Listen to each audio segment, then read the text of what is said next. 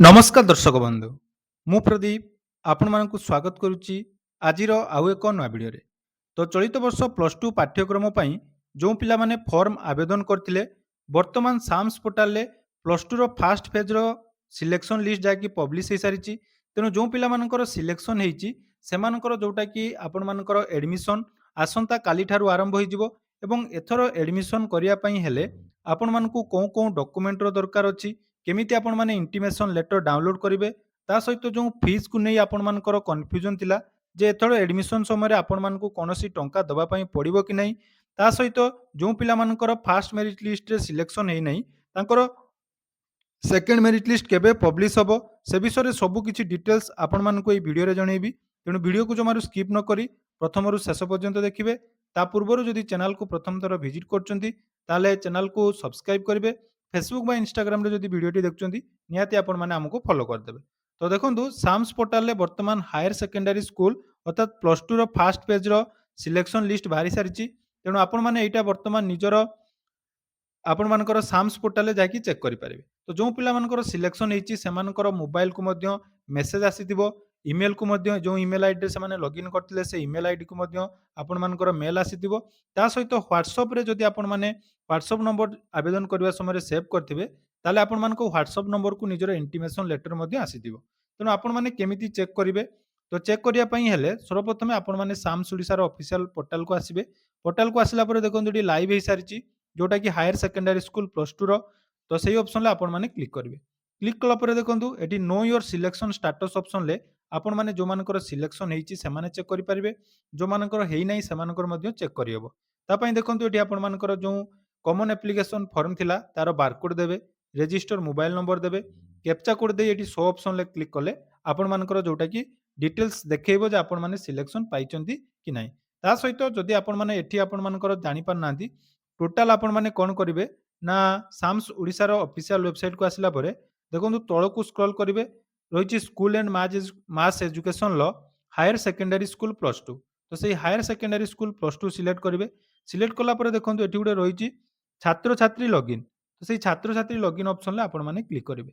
ଛାତ୍ରଛାତ୍ରୀ login ଅପସନ୍‌ରେ click କଲା ପରେ ଦେଖନ୍ତୁ, ରହିଛି ଏକ୍ଜିଷ୍ଟିଂ ଷ୍ଟୁଡେଣ୍ଟ, ଆଉ ଗୋଟେ ରହିଛି ନ୍ୟୁ ଷ୍ଟୁଡେଣ୍ଟ ରେଜିଷ୍ଟର। ତ ଏକ୍ଜିଷ୍ଟିଂ ଷ୍ଟୁଡେଣ୍ଟ ଅପସନ୍‌ରେ ଆପଣମାନେ କ୍ଲିକ୍ କରିବେ। ତ ଦେଖନ୍ତୁ, ବର୍ତ୍ତମାନ ଆପଣମାନଙ୍କର ଷ୍ଟୁଡେଣ୍ଟ ଲଗ୍ଇନ୍ ଓପନ୍ ହେଇଯିବ।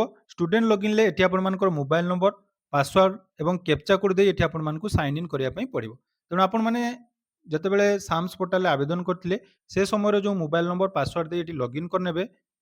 ତ ଦେଖିପାରୁଥିବେ, ଏଠି ଆପଣମାନଙ୍କର ଯେଉଁଟାକି ସାଇନ୍ ଇନ୍ ହେଇଯିବ ଏବଂ ଆପଣମାନଙ୍କର କମନ୍ ଆପ୍ଲିକେସନ୍‌ର ପ୍ରୋସେସ୍ ଯେମିତିକି ଆପ୍ଲିକାଣ୍ଟ ଫର୍ମ, ପେମେଣ୍ଟ, ଆପଣମାନଙ୍କର ସିଏ ପ୍ରିଣ୍ଟ, ଇଣ୍ଟିମେସନ୍ ସବୁ କିଛି ଡିଟେଲ୍ସ ଏଠି ଆପଣମାନଙ୍କର ଆସିବ। ତାପରେ ଦେଖନ୍ତୁ, ଏଠି ଲେଫ୍ଟ ହ୍ୟାଣ୍ଡ ସାଇଡ୍‌ରେ ଆପଣମାନଙ୍କର ରହିଛି ଥ୍ରୀ ଡଟ୍। ତ ସେଇ ଥ୍ରୀ ଡଟ୍ ଅପସନ୍‌ରେ କ୍ଲିକ୍ କରିବେ। ଥ୍ରୀ ଡଟ୍ ଅପସନ୍‌ରେ କ୍ଲିକ୍ କଲା ପରେ ଏଠି ଦେଖନ୍ତୁ ରହିଛି ଇଣ୍ଟିମେସନ୍ ଲେଟର। ତ ଆପଣମାନେ ସେଇ ଇଣ୍ଟିମେସନ୍ ଲେଟର ଅପସନ୍‌ରେ କ୍ଲିକ୍ କରିବେ। ତେଣୁ ଯେଉଁ ପିଲାମାନଙ୍କର ସିଲେକ୍ସନ୍ ହେଇଥିବ, ଏଠି ଦେଖନ୍ତୁ ଆମର ଯାହାକି ସିଲେକ୍ସନ୍ ହେଇଛି ଏବଂ କେଉଁ ଫେଜ୍‌ରେ ହେଇଛି ଦେଖନ୍ତୁ, ଫାଷ୍ଟ ଯେଉଁଟାକି ଆମର ଥିଲା ସିଲେକ୍ସନ୍, ଫାଷ୍ଟ ସିଲେକ୍ସନ୍‌ରେ ଆପଣମାନଙ୍କର ଯେଉଁଟାକି ଏଠି ସିଲେକ୍ଟ ହେଇଛି ଏବଂ ଫାଷ୍ଟ ପେଜ୍‌ର କଟ୍ ଅଫ୍ କେତେ ଯାଇଛି ଦେଖିପାରୁଥିବେ, କଟ୍ ଅଫ୍ ଯାଇଛି 86.20। ତ ଯେହେତୁ ଏଠି 90% ଏଭବ୍ ଥିଲା, ତେଣୁ ସିଲେକ୍ସନ୍ ହେଇଛି। ତାପରେ ଦେଖନ୍ତୁ, ସେକେଣ୍ଡ ଅପସନ୍, ଥାର୍ଡ ଅପସନ୍ ଆପଣମାନେ ସବୁ କିଛି ଦେଖିପାରୁଥିବେ।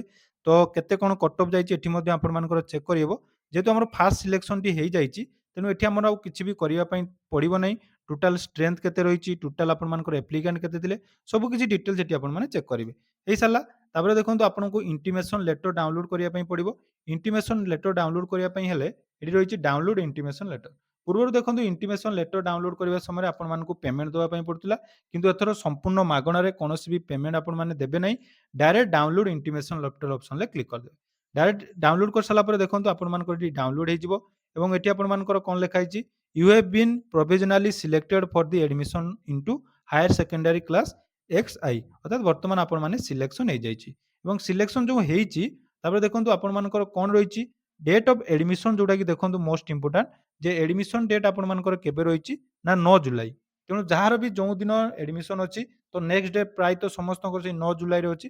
ତେଣୁ ଆପଣମାନେ ନିର୍ଦ୍ଦିଷ୍ଟ ସମୟ ଯେଉଁଟା ଦିଆଯାଇଛି, ସେ ସମୟରେ ନିଜର ଡକୁମେଣ୍ଟ ନେଇ ଆପଣମାନଙ୍କର ଯେଉଁଟାକି ଏଡମିସନ୍ କରିବା ପାଇଁ ନିଜର କଲେଜକୁ ଯିବେ। ତାପରେ ଦେଖନ୍ତୁ, ଡକୁମେଣ୍ଟ କ'ଣ କ'ଣ ଯଦି ଆପଣମାନେ ଜାଣିବା ପାଇଁ ଚାହୁଁଛନ୍ତି, ଏଠି 7ଟି ଡକୁମେଣ୍ଟ ଆପଣମାନଙ୍କର ଦିଆଯାଇଛି, ଯୋଉଟାକି ପୂର୍ବରୁ ମଧ୍ୟ ଆପଣମାନଙ୍କୁ ମୁଁ କହିଥିଲି ଯେ ଯେଉଁମାନେ କାଷ୍ଟ ସାର୍ଟିଫିକେଟ୍, ଯେଉଁମାନଙ୍କର ଦରକାର ଏସ୍ସି ଏସ୍ଟି ଏସ୍ସି ବିସି ସେମାନଙ୍କର ନିଜର କାଷ୍ଟ ସାର୍ଟିଫିକେଟ୍ ନେବେ। ତାପରେ ଆପଣମାନଙ୍କର କ'ଣ ରହିଛି ନା ଆପଣମାନଙ୍କର ଯେଉଁ 10th ସାର୍ଟିଫିକେଟ୍ ମନେ ରଖନ୍ତୁ 10th ସାର୍ଟିଫିକେଟ୍ର ଯେଉଁଟାକି ଆପଣମାନଙ୍କର ଅରିଜିନାଲ କପି ତ ଆପଣମାନଙ୍କୁ ମିଳିନଥିବ। ପ୍ରୋଭିଜନାଲ ସାର୍ଟିଫିକେଟ୍ ଯଦି ଆପଣମାନେ ଅନଲାଇନ୍ରେ ଡାଉନଲୋଡ୍ କରୁଛନ୍ତି ତ ସେଇଟା ଆପଣମାନେ ନେଇପାରିବେ। ନହେଲେ ଯେଉଁମାନଙ୍କର ଯଦି ମିଳିଯାଇଛି ଆମର 10th ସାର୍ଟିଫିକେଟ୍ ଆପଣମାନେ ସେଟା ନେଇକି ଯିବେ। ତା ସହିତ କ'ଣ କ'ଣ ରହିଛି ଆଉ ଦେଖନ୍ତୁ।